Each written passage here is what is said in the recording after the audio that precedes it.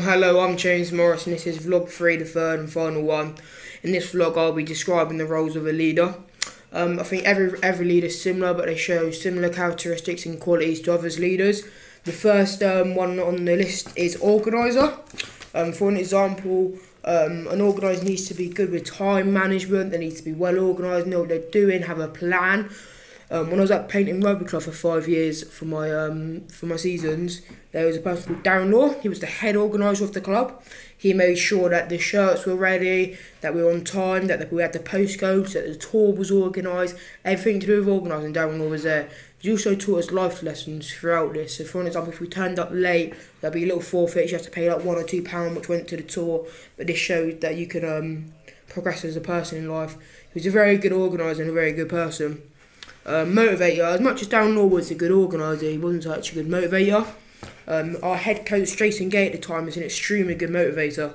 He would go around the dressing room, individually addressing each one of us, saying, like Morris, today we're going to focus on rucking, you want your hard rucks, driving up and low and hard. And then he would go around speaking to every individually single one of us. But the thing is, he would have different ways and means of motivating different individuals. For an example, there were some people in the club with anger management, and what he would do is he would go around there. He would say, give them a rollicking if he would like when they weren't performing as well. And people that are a bit more sensitive and a bit more quiet, he would have a one-on-one chat to try and motivate them individually and quietly. But he got the best out of every individual and made sure we all gave 100% to successfully win every game we could. The third one down is Guardian. And I just got a Guardian here. A Guardian is somebody that looks after or has a key responsibility for a child underage, preferably after death. That is correct, but not all Guardians obviously are after death. My mum and dad used to work 9 to 5, which obviously long shift. And when I was young in the village, I used to have a childminder who'd pick me up called Lynn. She was an excellent example of a guardian. She made sure I was safe, that I was protected, that everything went smooth around the house, that I was lots of water, everything was okay. Yeah, she was a really inspirational lady. Yeah, she had a lot of time for her throughout the years, and I respected her a lot. Also, when you're coaching yourself, you are technically responsible for the children, so you have to have a legal responsibility of a guardian. So you do have to look out for the children. So if anything happens to them, you have to have the parents' phone numbers and that on the ready. Also, the next one down is teacher. So here I've got, for an example, Danny Gaze. He has a lot of roles which require him as a leader. He is consistent. He is obviously patient. He has a lot of patience sometimes.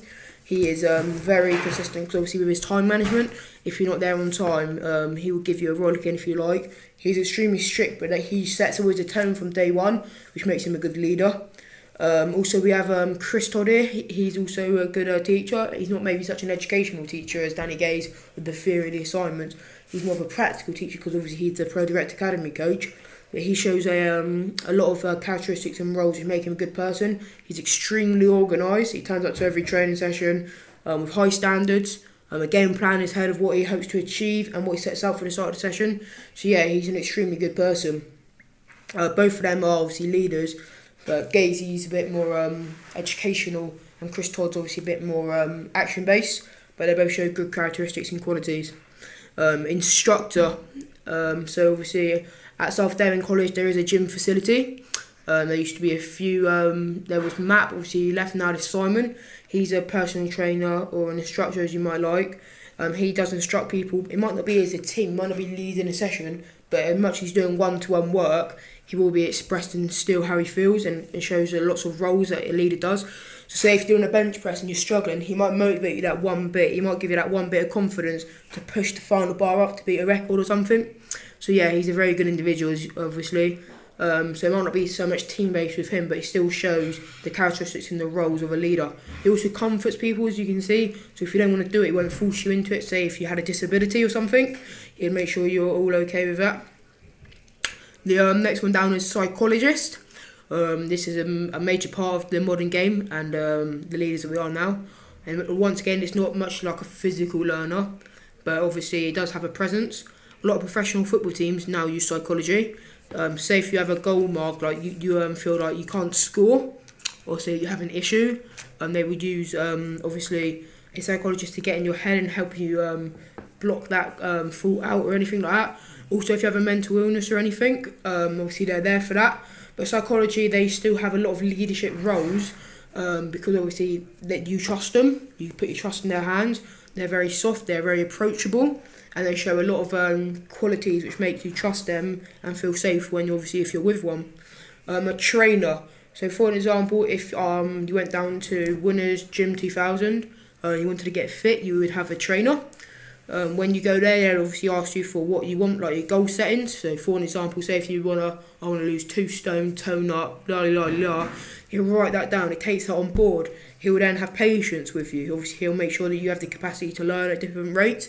He'll see how you are. He'll work through it. He's obviously approachable, else he wouldn't be having that job. So they have a major role as well. But like an instructor, a trainer, much as doing one-to-one, they won't be teaching as much as a big group. But some trainers obviously do, like rugby trainers. They used to do big groups, lads of 15. They didn't bother them at all, and they're obviously all like that. The last one is role model. A role model is someone you look up to and aspire to be. Obviously, there's lots of role models. It could be a footballer, it could be a PE teacher, it could be a parent, it could be a sibling, it could be anyone who shows out and shows a bit of characteristic. When I was about 14, 13, there was a Ford's coach who I used to work with called Andy Drysdale, and he was a bit of a role model because he showed that you have to work as a team, you have to work together to overcome any challenge, and he made you look up to him because obviously he had a lot of experience in the game. He used to play for Newton Abbot Spurs, Newton Abbot White Chiefs, he used to play for a lot of teams, so he had a lot of experience in the game, which made you respect him as a person and as a leader and a coach, which gave him obviously the respect he had. There was also a lot of other role models like Chris Todd at the coaching academy. He's the head pro director academy. He's a role model because obviously people look up to him for respect. He has got the experience. He's played for Swansea, Torquay, Exeter, like you can name the clubs he's played at. A lot of League Two, a lot of high standard, and now he's passing on some of his experience and training to you. So obviously he's a role model, but there's different types of role model.